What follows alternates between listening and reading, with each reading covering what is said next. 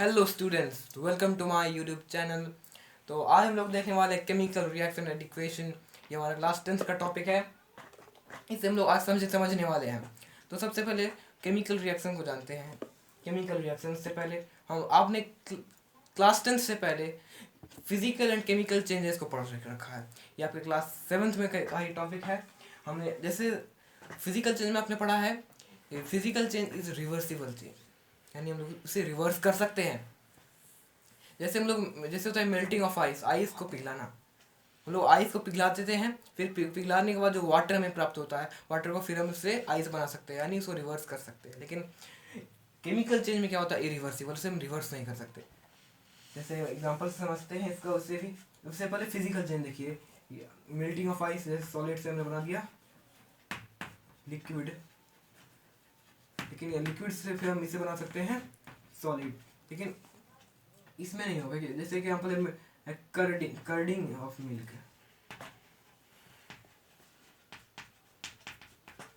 दही बना जमाना से हम मिल्क से दही बना दिया। अब क्या ये दही से फिर दूध बन जाएगा? दूध से दही बनाए, दही से दूध नहीं बनेगा, ये नहीं हो पाएगा। इसलिए रिवर्स नहीं हो सकता है, ये इरिवर्सिबल चेंज है। दूसरा है नो न्यू सब्सटेंस फॉर्म।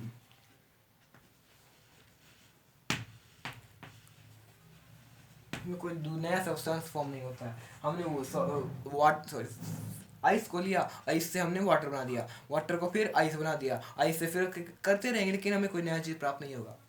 हमें जैसे वो उसका सिर्फ स्टेट चेंज हो रहा है, कोई नया चीज़ हमें प्राप्त नहीं हो रहा है। लेकिन अब केमिकल चेंज को देखें तो इसमें हमें मिल्क से कर्ड मिल रहा है, एक नया चीज़ मिल रहा है हमें। मिल्क अलग चीज़ है, कर्ड अलग चीज़ है, ये नया चीज़ है। इसलिए इसमें न्यू सब्सटेंस क्या होता है, फॉर्म होता है।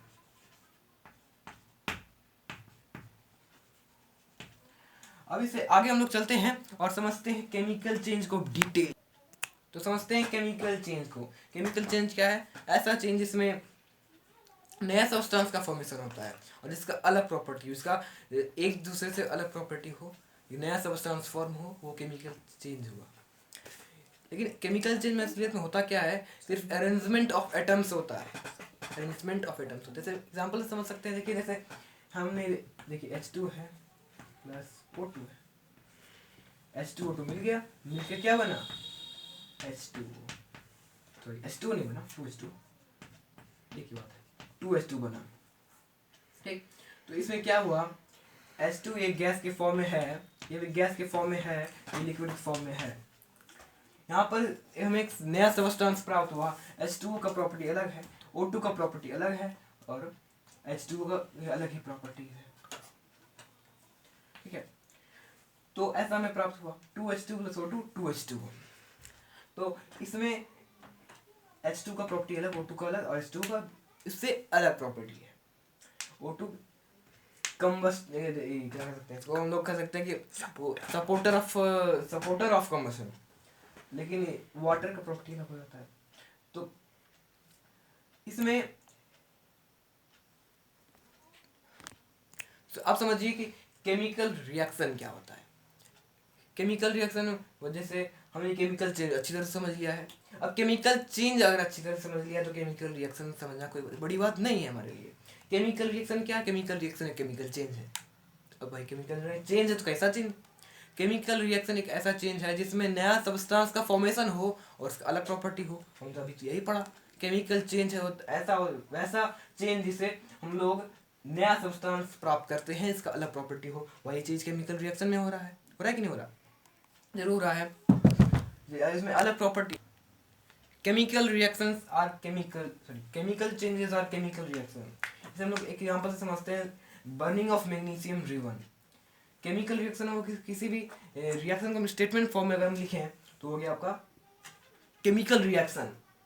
जैसे बर्निंग ऑफ मैग्नीशियम रिवन, इसमें स्टेटमेंट फॉर्म में लिख सकते हैं कि उसके स्टेटमेंट फॉर्म में कैसे लिखेंगे। स्टेटमेंट फॉर्म में अगर हमसे लिखें तो होगा जैसे when magnesium ribbon is heated it burns in air and get converted into white powder called magnesium oxide. This dazzling light is a special type of light.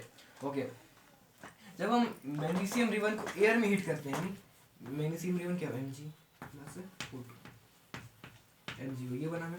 इसी को हमने स्टेटमेंट के फॉर्म में लिख दिया। जब मैग्नीशियम रिबन को हम लोग एयर में बर्न करते हैं तो वो ऑक्सीजन से रिएक्शन करता है और मैग्नीशियम ऑक्साइड बनाता है।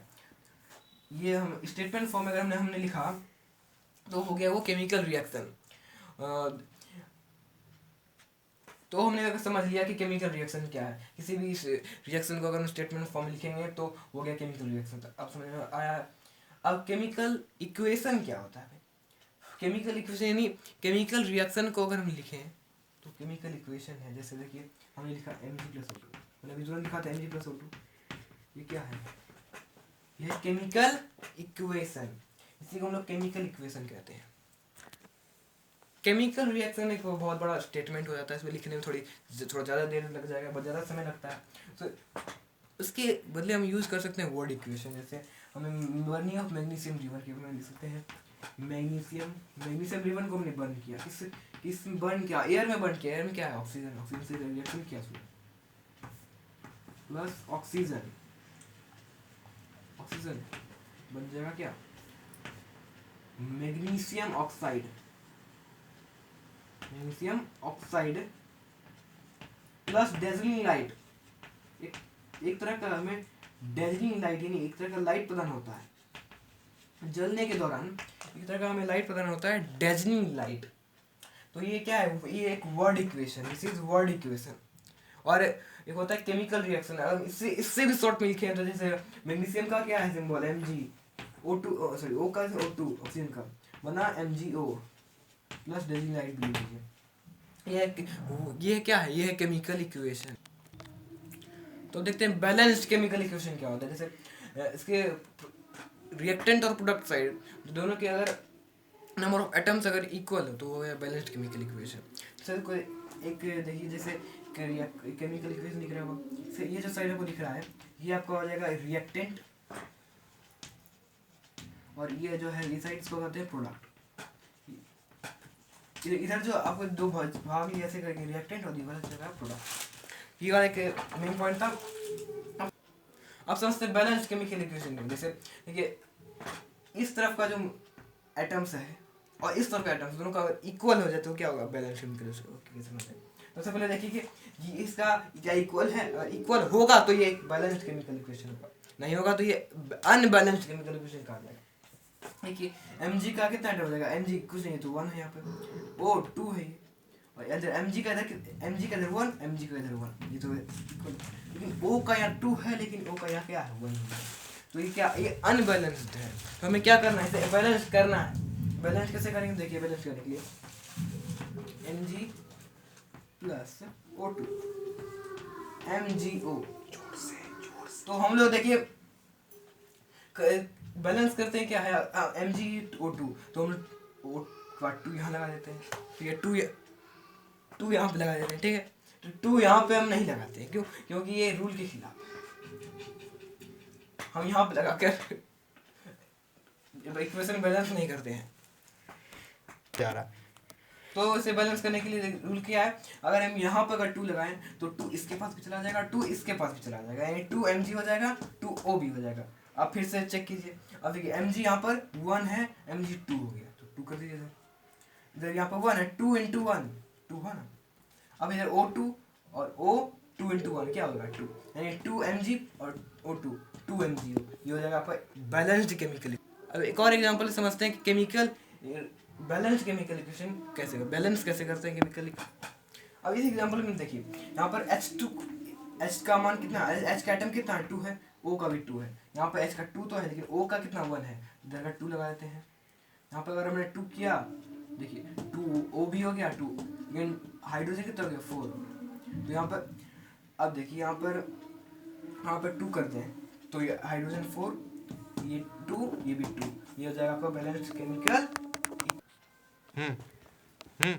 अब समझते हैं कुछ कैरेक्टरिस्टिक्स ऑफ केमिकल रिएक्शन।